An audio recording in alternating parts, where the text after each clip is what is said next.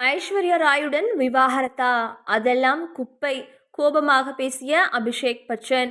மனுஷன் காண்டாயிட்டாரு. நடிகை ஐஸ்வர்யா ராயும் நடிகர் அபிஷேக் பச்சனும் காதலிச்சு கடந்த 2007ஆம் ஆண்டு திருமணம் செஞ்சுக்கிட்டாங்க.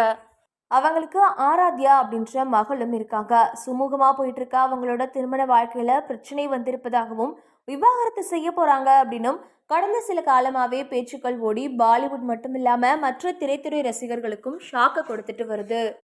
உலக அழகி பட்டம் வின் பண்ண ஐஸ்வர்யா ராய் தமிழ்ல அறிமுகமானாலும் அவங்களோட முழு கவனமும் ஹிந்தியில தான் இருந்துச்சு. அங்க அவங்களுக்கு கிடைச்ச பயங்கரமான ரெஸ்பான்ஸால ஒட்டுமொத்த இந்தியர்களும் அவரோட ரசிகர்களா மாறினாங்க.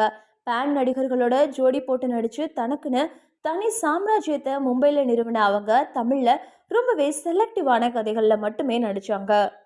அப்படி நடித்த படங்கள் எல்லாமே நல்ல வரவேற்பை பெற்றன. இதுக்கிடையில் அவங்க கெரியர் பீக்கில் இருந்தப்பவே நடிகர் சல்மான் கானை காதலிச்சாங்க. 2 பேரும் திருமணம் செய்து கொள்வார்கள் அப்படின்னு எதிர்பார்த்த சூழல்ல அந்த உறவு பிரேக்கப் ஆயிடுச்சு.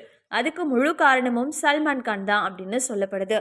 அவரை தொடர்ந்து விவேக் ஓபராயன் உடனான காதலும் பாதியில முடிய 3வதா அபிஷேக் பச்சனை காதலிச்சு கடந்த 2007ஆம் ஆண்டு திருமணம் செஞ்சுக்கிட்டாங்க. அவங்களுக்கு ஆராத்யா அப்படின்ற மகளும் இருக்காங்க. ஆனா அபிஷேக் வீட்டுக்குள்ள பிரச்சனை. அதனாலதான் தன்னோட மகளை அழைத்து கொண்டு தன்னுடைய தாய் வீட்டில் ஐஸ்வர்யா செட்டில் ஆகிவிட்டார். இந்த பிரச்சனைக்கு எல்லாம் விதை போட்டதே அபிஷேக்கோட தாயான ஜெயா பச்சன் தான் அப்படின்னும் செய்திகள் கிளம்பிச்சு. ஆனா அதனை திட்டவட்டமாக ஜெயா மறுத்துட்டாங்க.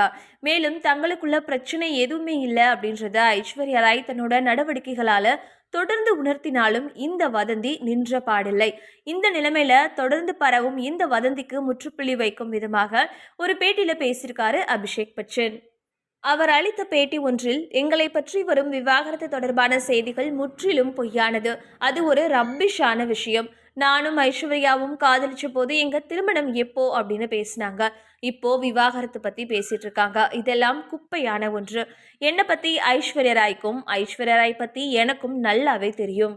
நாங்க மகிழ்ச்சியான குடும்பத்துல மகிழ்ச்சியா இருக்கோம். அதுதான் முக்கியம். கிசுகிசுவில் உண்மை இருந்தால்தானே அது எங்களை பாதிக்கும். அதே சமயம் எங்கள் குடும்பத்தை பற்றி பேசினால் கண்டிப்பாக நான் சும்மா இருக்க மாட்டேன். இந்த பொய்யை வேண்டுமென்றே உருவாக்கப்பட்ட குப்பையையும் பொறுத்து கொள்ள மாட்டேன். இதோடு இதற்கு முற்றுப்புள்ளி வைத்து விடுங்கள் என்றார்.